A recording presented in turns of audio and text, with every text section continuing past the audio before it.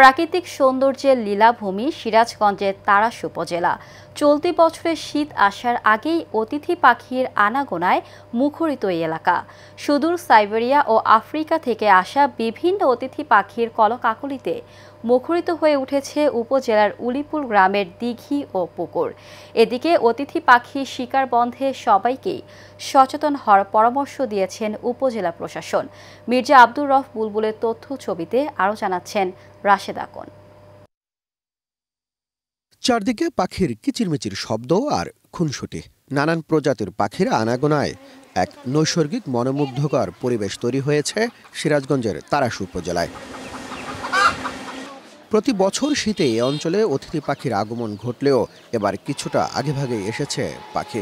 উপজেলার উলিপুর গ্রামের দিঘি, পুকুরসহ বিভিন্ন জলাশয়ে এখন অতিথি পাখির অভয়াশ্রম, যা দেখতে ছুটে আসছেন পাখি প্রেমীরা।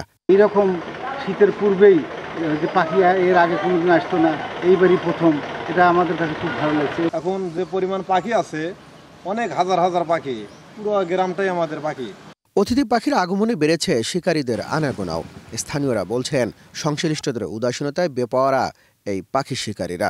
আমরা আশা মনে করি যে এই অসাধু শিকারীদের যদি হলো শিকার রোধ করা যায় এবং অবৈধ স্থাপনা এবং জলাভূমি যদি সংস্কার করা যায়, এখানে আবার আগের মতো এই প্রজাতির পাখিগুলো আসবে।